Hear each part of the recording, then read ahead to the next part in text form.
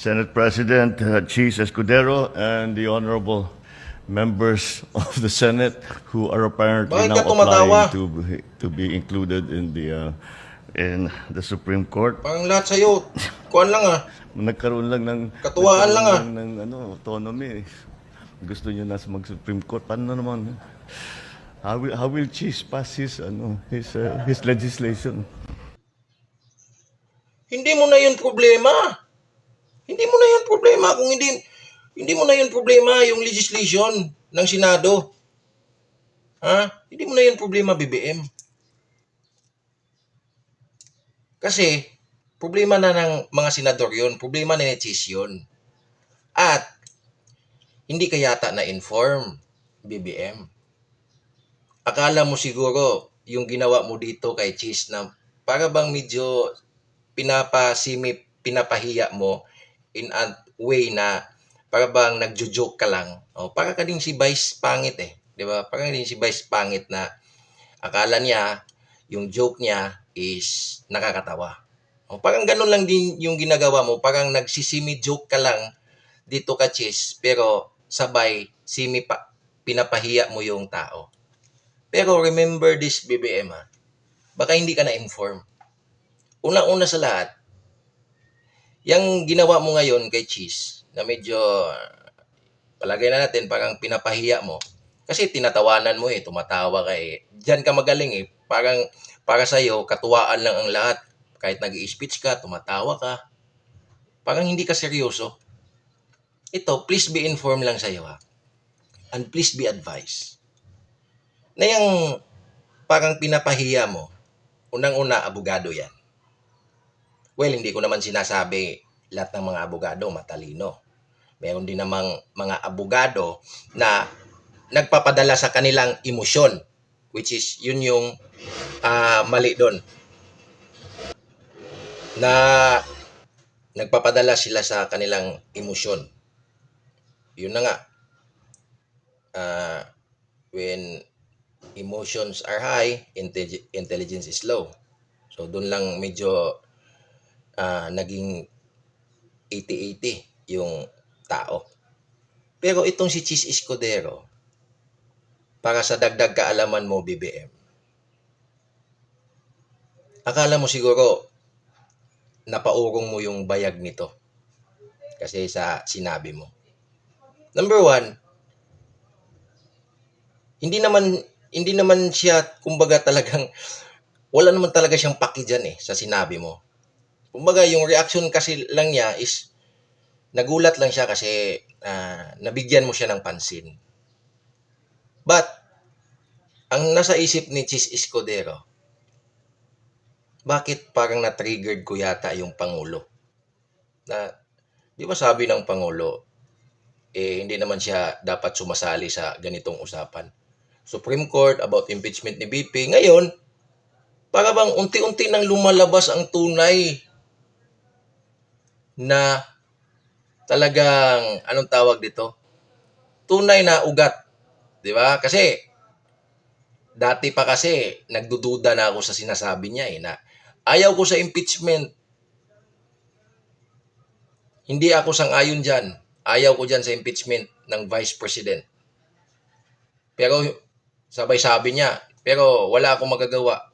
Kasi, desisyon niya ng House of Representatives. Doon, nagduda na ako. Sabi ko, ikaw yung presidente, tapos ngayon, sinabi mo pa, ayaw mo, pero wala kang magagawa. Medyo may simiduda tayo doon. Ngayon, dito, medyo para bang yung duda natin is para bang mas merong pinupoint, kumbaga, merong pinupunto na, oh, tama, tingnan mo yung duda ko. Kasi, ano naman paki mo sa legislation? Anong paki mo doon? Kasi kung mayroon man sila magawang legislation doon, mayroon sila magawang batas, whether hindi mo man permahan yun or permahan mo, after 30 days, whether pinirmahan mo man yun o hindi, magiging batas yun. As long as approve sa kanilang hanay doon sa Senado. Tandaan mo yan. Baka iniisip mo, oy, bago yung mga nagawa niyong legislation, kailangan mo ko muna yan pirmahan. Pag hindi ko yan pinirmahan, hindi yan magagawang batas. Hindi. Kahit hindi pipirma yung presidente, kahit hindi sasang-ayon yung presidente sa ginawa niyong batas dyan sa Senado, pero as long as approve na ito ng mga kulig mo dyan, kasamahan mo dyan sa Senado, kumbaga na ipasa na ito, within 30 days, automatic po yun. Pag hindi mo yan alam, ngayon, parang tinatakot mo itong si Chis Escudero na sabi mo, Supreme Court, ano? Bakit, isa pa dito, bakit nakapagsalita ka ng Supreme Court? Ano bang meron? Parang unti-unti nang lumalabas ang pakana. Sa bagay, sabi nga nila, wala namang usok na maitatago, di ba? Hindi mo kayang itago lahat. Darating at darating yung panahon na lahat yan mabubunyag. At medyo parang palapit na tayo, bebe. Kaya relax ka lang. Pero ito ang nakikita ko, Kachis. Ang tingin ko kasi, Kachis, hindi siya kayang tinagin. Kumbaga, merong paninindigan si Chis. Kaya idol na idol ko to si Chis pag magdala ng plenary. Preliminary ba yan? Preliminary. Pagdating sa mga preliminary, idol na idol ko tong Senado na ito. At hindi siya nagbabase sa politika. Wala siyang political group, political parties, wala. Ang kanyang pinagbabasihan is based under the law. Kung ano ba yung tama o mali. Hindi pwedeng katulad mo, BBM, na yung mali, ginagawa mong tama, at yung tama, ginagawa mong mali. Diba?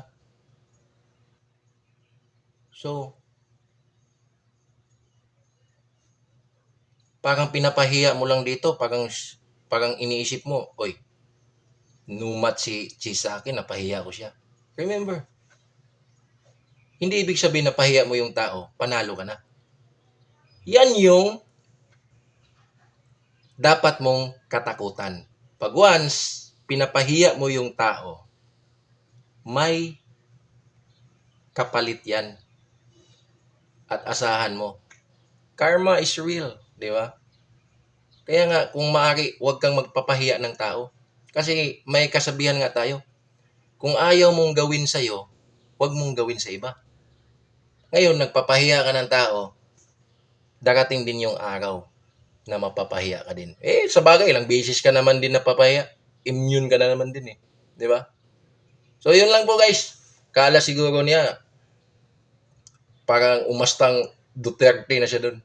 Alam mo, ito dagdag ko pa, alam mo BBM, kahit umaacting ka pa dyan na tapang-tapangan, kunwari tapang-tapangan, nako, wala sa aura mo eh. Wala sa aura mong pagiging matapang. Hindi ka marunong dumisiplina. Kasi kung marunong ka lang dumisiplina at kinatatakutan ka at nire-respeto ka bilang isang leader ng bansa, dahil ikaw ay presidente, idi sana yung taga House of Representative na mga yan is napasunod mo. Kumbaga, hindi nila gagawin itong mga grabe na korupsyon. Di ko alam kung bulag ka. Kung hindi ka man bulag sa korupsyon na ito ngayon na nangyari sa ating bansa, kung hindi ka man bulag, malamang isa lang yung sasabihin ko sa'yo. Baka kasabwat ka. Alright. Yun lang po guys. See you in my next video. Reaction. Maraming salamat. Don't forget to follow and subscribe my Facebook page and YouTube channel. Bye-bye. Hanggang sa muli. At laging tatandaan, your opinion counts and your voice is important. Jackstasy Reaction TV is now signing out. See you in next video. Bye-bye.